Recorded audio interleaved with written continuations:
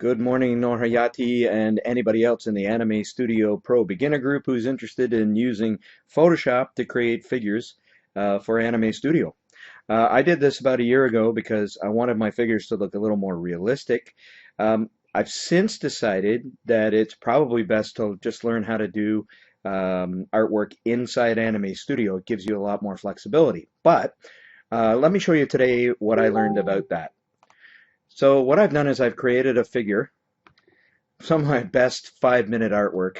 I'm terrible with a mouse in Photoshop, of this little girl figure. And what I've done is I've put every piece that I want to move independently on a separate layer. The exception to that is that I've made 3 separate faces, and those are intended for switch layers. I'll show you what I mean in a second.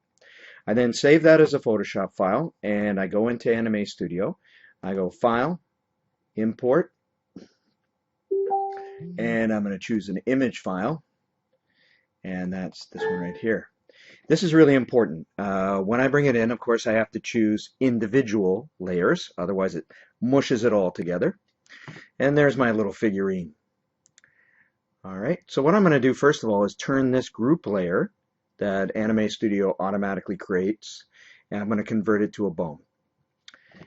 And then what I'm going to do is group these 3 layers into their own group with selection, and I'm going to call that faces. I'm going to convert that to a switch layer. That allows me to switch between the different faces of the little girl character. All right.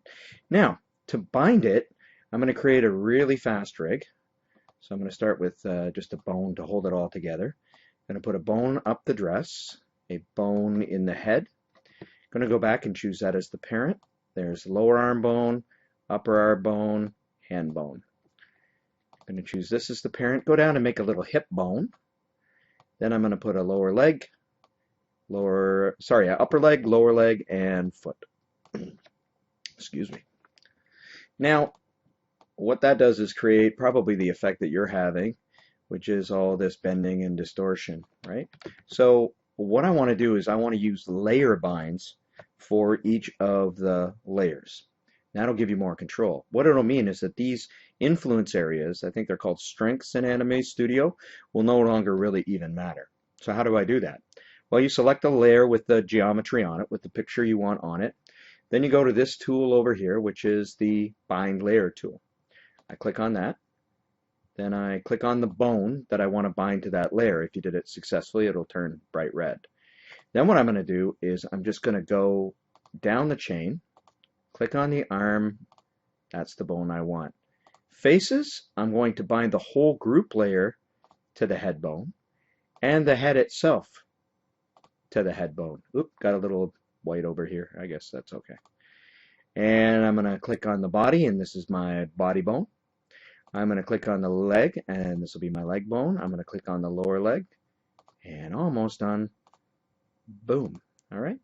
And then what you'll notice is that regardless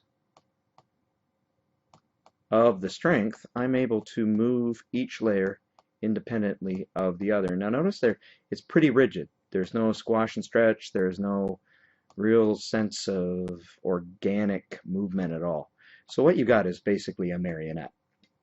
But it is a Photoshop file, and it is Anime Studio. This layer binding technique is really useful to learn, as is point binding. If you're interested, I can tell you about that as well.